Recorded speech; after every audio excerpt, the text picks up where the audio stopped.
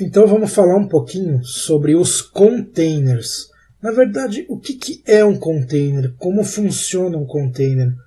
É por causa dos containers que o Docker existe. Então vamos entender como eles funcionam. Um container nada mais é do que uma implementação de um sistema operacional que roda de maneira encapsulada em cima de um host Linux, com recursos alocados para ele. Eu posso definir quanto de memória o meu container vai usar, quanto de processamento ele vai usar, qual vai ser o tamanho do disco dele, mas o kernel é compartilhado com o host. Isso não impede que um container em cima de um Linux CentOS eu suba um container Ubuntu, um container Fedora ou um container qualquer outro Linux. O importante é que eu tenha um kernel Linux rodando. Um adendo, existe já Docker para macOS, existe já Docker para Windows. O nosso curso é focado no Docker no Linux, porque é onde ele nasceu, é onde ele é mais completo, é a implementação mais completa que nós temos hoje do Docker, é a do Linux. Os containers se apoiam basicamente em 3 tecnologias: os namespaces, os cgroups e SELinux ou AppArmor. SELinux no caso da família Red Hat, CentOS, Fedora, AppArmor no caso do Ubuntu. E o que são os namespaces? Ele é o responsável por criar a camada de abstração. É ele que isola os processos do nosso container dos processos do nosso host. Ele encapsula o nosso container. Namespaces é um recurso nativo do kernel. Por exemplo, como você pode fazer um chroot. Então, os namespaces são responsáveis pelo isolamento do nosso container do resto do sistema operacional do host.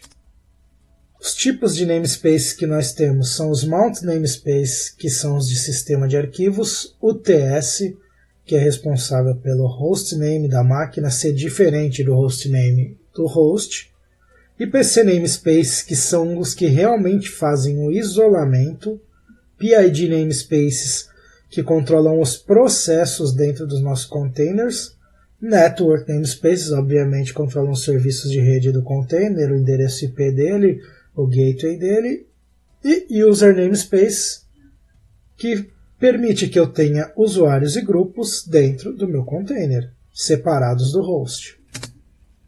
Já os cgroups é outro recurso do kernel que me possibilita alocar recursos para cada processo, que no caso cada processo seria o container.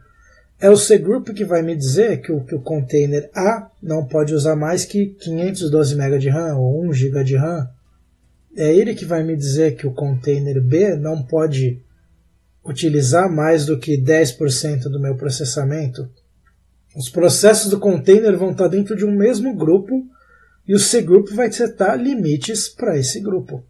Então, os containers em si, como eu já expliquei para vocês, pode parecer que eles surgiram com o Docker, mas não, na verdade, é uma tecnologia antiga, já existe em outros sistemas operacionais. O FreeBSD tem o Jails há muito tempo, existe o OpenVZ, existe o Linux Container, que é o LXC, que é o sistema onde originalmente o Docker se baseou. Hoje ele vem cada vez mais se desvinculando do LXC. Antigamente o Docker era praticamente uma front-end para LXC. Hoje ele já tem o próprio sistema dele de gerenciar containers, que é a libcontainer. Ainda tem alguns resquícios do LXC, eu ainda posso usar a engine do LXC, mas o Docker está cada vez mais independente. Eu gosto muito desse comparativo de containers versus máquina virtual.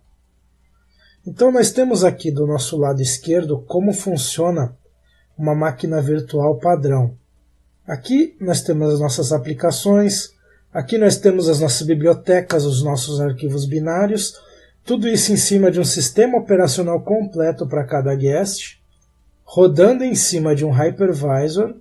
Então cada aqui eu tenho um kernel aqui, outro kernel aqui, outro kernel aqui, aí eu tenho um hypervisor, o sistema operacional e o kernel do meu servidor, obviamente o servidor físico.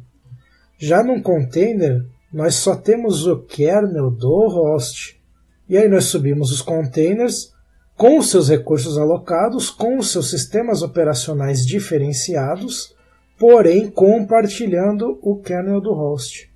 Então, essa imagem é da documentação oficial do Docker e ela ilustra claramente a diferença entre container e máquina virtual.